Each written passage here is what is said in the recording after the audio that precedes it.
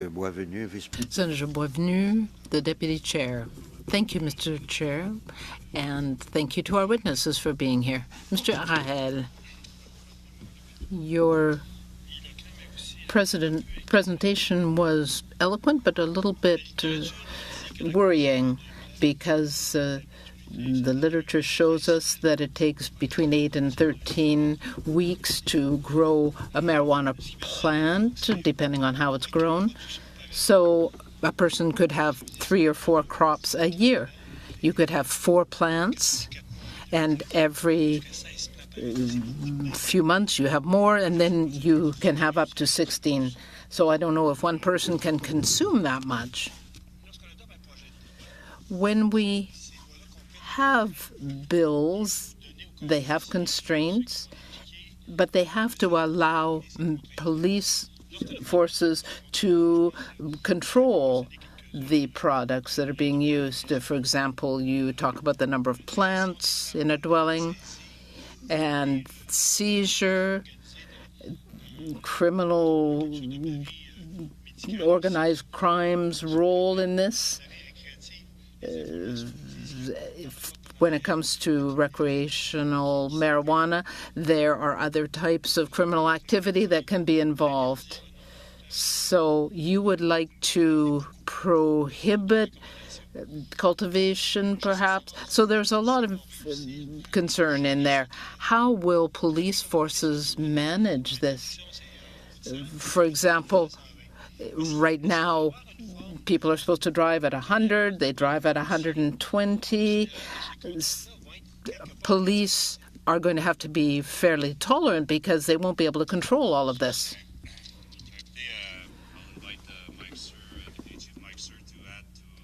My first comments, but comme on le mentionnait dans d'autres.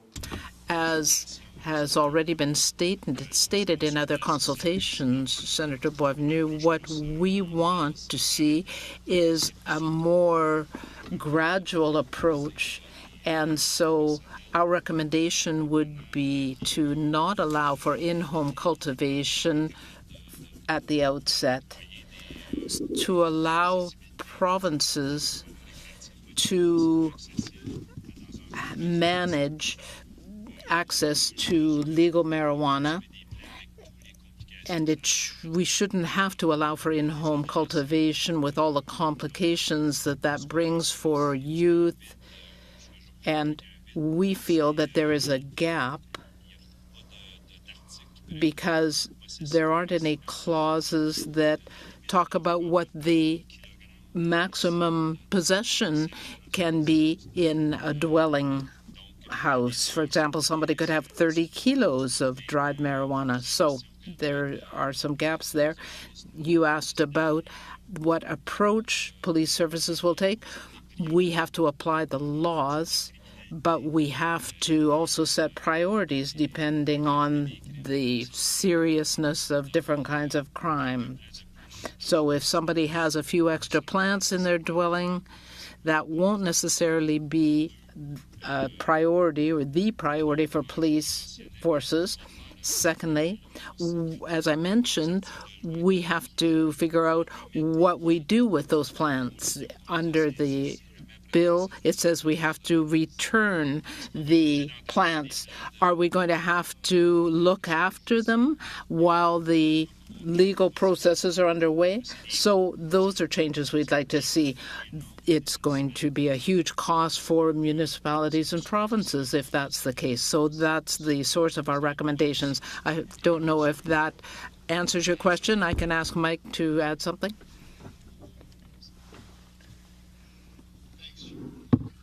I would just add is that, as we've stated, it is a serious concern of ours is home production. We do believe there will be enough cannabis available once legalized that home production is not necessary. And as Chief Harrell did state, that there is no limit to the amount of cannabis a person can possess at home is very challenging for law enforcement. We see this as an opportunity where a large quantity of dried product may be at a residence and for distribution illegally, and it poses challenges for law enforcement to try to enforce that and prove knowledge of that being an illegal product. So just for consideration, a typical marijuana or cannabis plant will produce 1 to 3 ounces. So with 4 plants, that would be on the high side 12 ounces of production. So we certainly would want to see that as a guiding principle for what would be allowed for storage at home for consideration. Thank you. Madame le Sénateur Dupuis. Senator Dupuis, who is also a deputy chair, and then Senator Carignan. Thank you, Mr. Chairman. Chief Harel, I would like to ask you a question about the third theme that you brought up as a concern for your association, and that is organized crime. On page 4 of your presentation, the second paragraph, I would ask you to explain a little bit more. The working group on legalization had concerns because those designated to produce medical marijuana for patients, that system fed into and was connected with the illicit market. Can you tell us a little bit more about your thoughts on that? Well, when it comes to data or frequency, I don't have any exact data on that. Perhaps Mike Sayre can help us a little bit, but we have a report from the RCMP outlining clear cases where therapeutic marijuana was diverted to the black market. Elsewhere, in Washington State, for example, the two regimes were combined to avoid any kind of confusion, and we would recommend that that be looked at, to have the medical marijuana regime combined or abolished.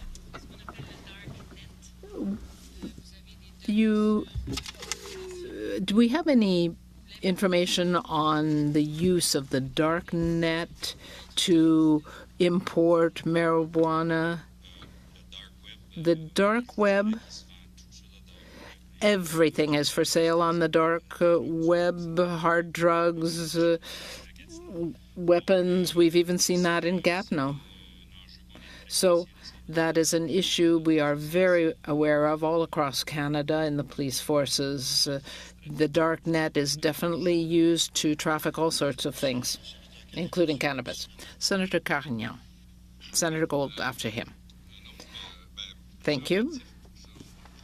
I feel that there are a number of arguments for prohibiting at-home cultivation from your group and others.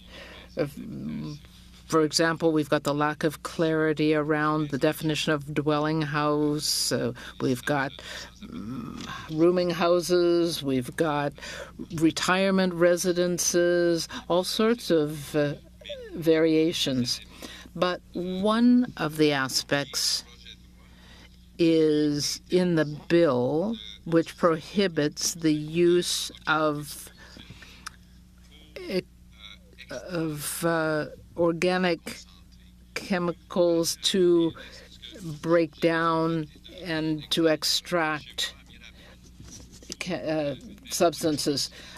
In Mirabel, a house actually exploded, and it was being used to extract certain substances from cannabis, the concentrates. There was somebody who was wounded and so on. So can you explain those risks a little more and how you think they could be addressed with respect to in-home cultivation? Well, we have two situations where in-home cultivation is allowed for a fairly large amount of cannabis. There is a lack of oversight for the maximum amount of dried cannabis that would be allowed. People produce what is called wax. That's what it's called. It comes from the extraction of resin using volatile substances, solvents. And in Colorado, a number of people have died over the past few years because houses have blown up. These are all products that are legally accessible. They are not prohibited products. But carrying out those activities to extract those products creates a public safety problem, not only for those in the dwelling, but for those around. It's very difficult for police forces to control that activity when it happens inside the residence. People are able to create and have a large amount of cannabis at their disposal. We need to do a lot of education, a lot of prevention around the use of those volatile substances. Senator Gold. My understanding is that the Bill C-45 actually outlaws the use of these dangerous solvents in the production of cannabis-derived products. So that's a step in the right direction, I would have thought. I was also interested, and not surprised, but interested in hearing your observation that the ongoing delay of this bill would actually compromise your colleagues and the force's ability to sort of get on and do the job as well you do and as best as you can. My question is this.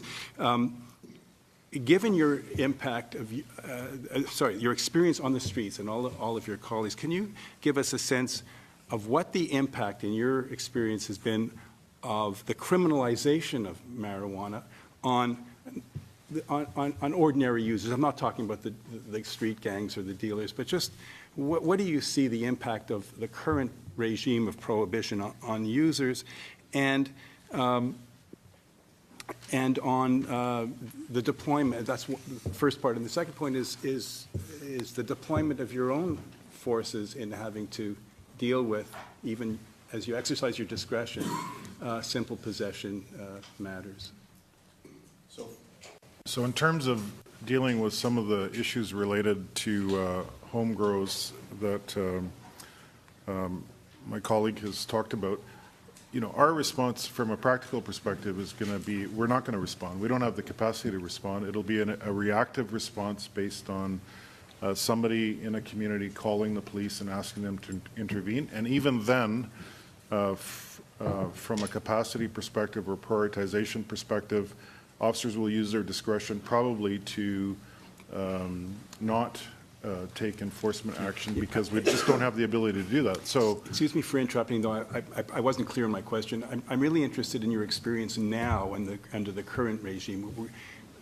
You've testified helpfully about what you think the impact will be with the passage of C-45, and it's a mixed blessing, I think. And we heard you clearly about the resources you would need. But currently, as the law stands, what's the impact of criminalization on the people that your colleagues deal with on the street, and not the dealers, but just the users that are caught up in this criminal activity? So I would say that we're doing the same thing now. I mean, the average police officer just strictly dealing with a law-abiding citizen who's not involved in any other kind of more serious criminal activity or public risk behavior. Our members are not going to charge that person with simple possession of marijuana. There may be some exceptions to that, depending on jurisdiction or other circumstances or context, but generally speaking, we are not dealing with simple possession issues in communities. From a frontline policing perspective, Chief Farrell might have a different. No, I think like Mr. Stamatakis just mentioned, it's not a priority. It varies through jurisdiction, the way that simple possession is dealt with. We all know, we understand, and we see the statistic of the reality of people consuming cannabis, and obviously for us it's not a priority. But I understand from your question is that if an officer for when he intervened with someone legally, finds marijuana, and it's illegal. He could use his discretion, and depending on the amount or the circumstances, he can use his discretion not to charge, which is a reality right now in a lot of cases. But in some cases, he could charge a person, and then there's the criminal procedures that are engaged, and we have to. It's still illegal right now, so we still have to apply the law. But we use our judgment and our discretion in different areas. So the dilemma is now, and this confusion. So, for example, if you look at 420 demonstrations, or recently in my home, at my home service, we had part of our community where people were openly selling marijuana to anyone that would pass by. They created their own illegal open market for marijuana. So the confusion is you'll have one person saying, why aren't you enforcing the law and arrest this person for simple possession? And you have the police officer saying, geez, it's a 420 demonstration. There are thousands of people here. How are we going to enforce any law? And if we do, that may create a bigger public order issue. So we're caught in this really confusing place where people think, oh, it's going to be legalized, so it's okay to do it. In the meantime, we're still required to enforce the law, and we have other citizens saying, why aren't you doing that? So frankly, from a policing perspective, let's just move forward and create really clear, unambiguous rules for everybody, both the police in terms of what their enforcement obligations are, but also from citizens in terms of what their responsibilities are. And I think we'd be in a better place than we are right now with this really confusing environment that everybody's operating in. Thank you very much. Senator Boniface, followed by Senator McIntyre. First of all, thank you very much for being here. I always appreciate your perspective. I'm interested on following along on the homegrown and the experience from medicinal marijuana. And I'm wondering, and I know that there have been some issues in my home province around that, but I'm wondering if your position on homegrown is a reflection of what you've seen on the medicinal side, and if you can tell us whether there's any aspect to that. I'm happy to hear from the deputy. Maybe I could ask directly to Deputy Chief, sir, to answer this one. Yes, Thank you, Chief. So we have certainly seen issues with the medical regime, especially with designated producers. We have seen organized crime infiltrate the medical regime, and we have seen large-scale overproduction of that marijuana and sold. So that is a primary concern of ours, and that's why we are advocating that the medical regime and the legal regime be combined. It would to try to eliminate and disrupt the black market that does have a foothold that we know of in the medical, especially as in growing medical marijuana. So that's a huge issue for us, and we certainly want to ensure that they don't have a foothold or get any foothold into being licensed producers or into the legal regime. So that remains a serious concern of ours. Any other questions, Senator?